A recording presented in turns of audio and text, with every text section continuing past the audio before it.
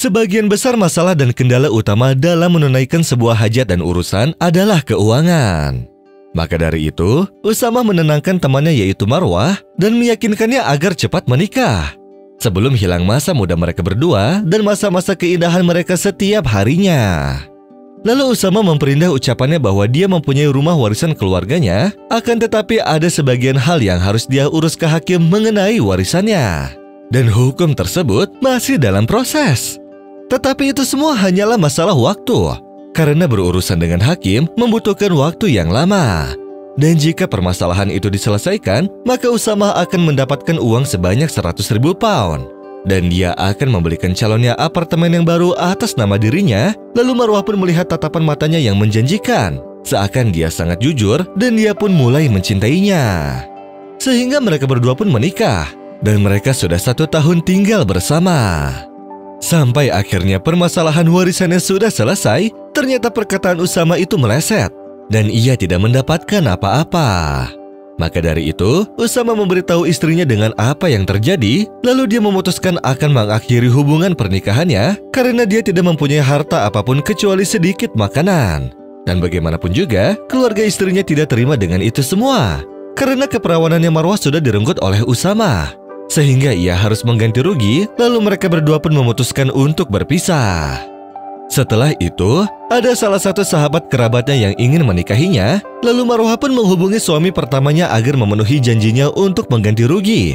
Akan tetapi, dia malah menghindar darinya. Lalu dia pun meminta temannya agar menemaninya pergi ke dokter untuk melakukan sebuah operasi agar dirinya dapat menjadi perawan kembali. Tetapi di sana, dirinya malah dikejutkan dengan suatu hal yang tidak pernah terfikirkan olehnya.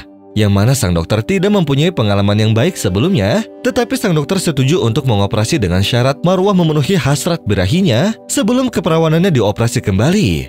Sehingga Marwah pun berteriak dengan sangat kencang, yang membuat sang dokter berkata, "Ada apa denganmu? Sebelumnya dirimu sudah pernah melakukan hal tersebut, dan kenapa kamu harus bingung untuk melakukan ini untuk yang kedua kalinya?"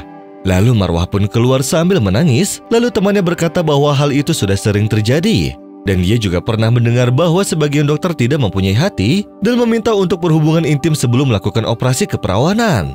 Karena itu adalah pekerjaan pemalsuan sesuatu, dan siapa saja yang menginginkan pemalsuan, maka dia harus menerima resikonya.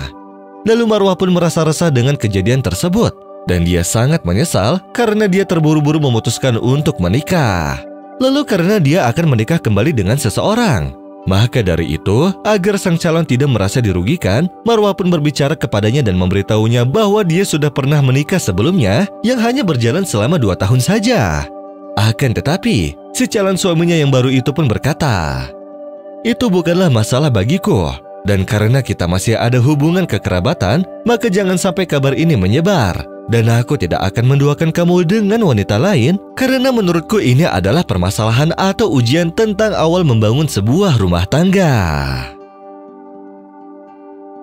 وَلَا تَحْسَبَنَّ اللَّهَ غَافِلًا عَمَّا يَعْمَلُ الظَّالِمُونَ إِنَّمَا يُؤَخِّرُهُمْ لِيَوْمٍ تَشْخَصُ فِيهِ الْأَبْصَارُ مهطعين مقنعي رؤوسهم لا يرتد إليهم طرفهم وأفئدتهم هواء